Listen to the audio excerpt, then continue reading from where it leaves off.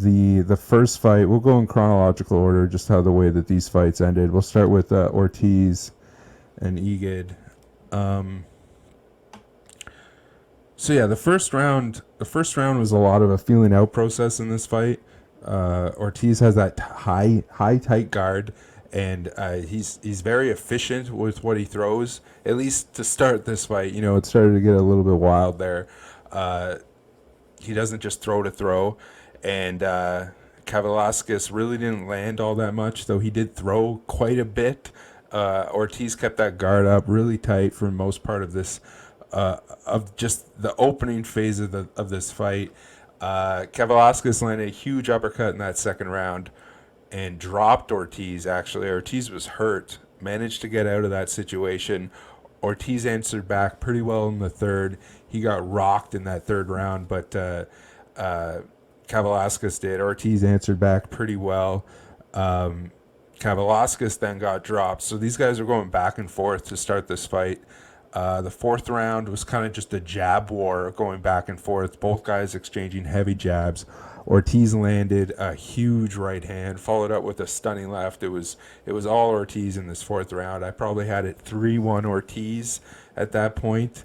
And Ortiz did a good job of keeping that right hand up after getting rocked by Kavaliauskas earlier in the fight.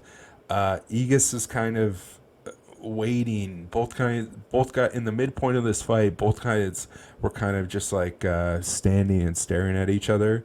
And then we were back to square one in the sixth round. Egidjus landed a heavy right hand, very similar to the one that he landed earlier in the fight.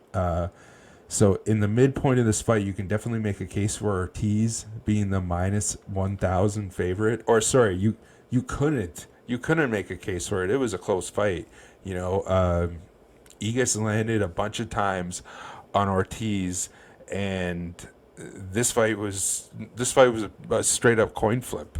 And I was watching this fight with my buddy who knows nothing about gambling, and he was saying like, "Oh, this is a 50-50 fight," and I just had to tell him like, "Oh yeah, Ortiz is a minus 1,000 favorite, dude. Like this is like based on implied probability, Egidjus has like a 9% chance of winning this fight.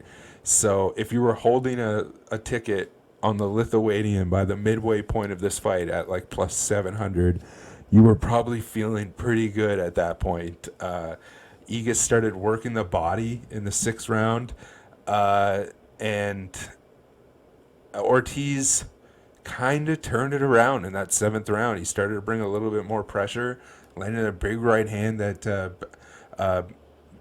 backed Egidjus up a little bit. Into the seventh round, we started to see a little bit of a chess match. Both guys were starting to tire a little bit, so it turned more strategic.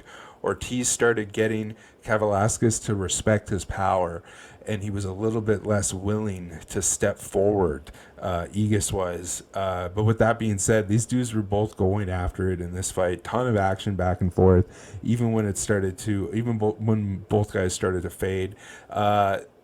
The eighth round again was all Ortiz. He really started to turn it on, and he could see that blood in the water. He dropped him numerous times. Ortiz landed a solid left, dropped Egidjus for the third time, and that was it. The ref waved it off. I think it was 3 or 4 times that he dropped him.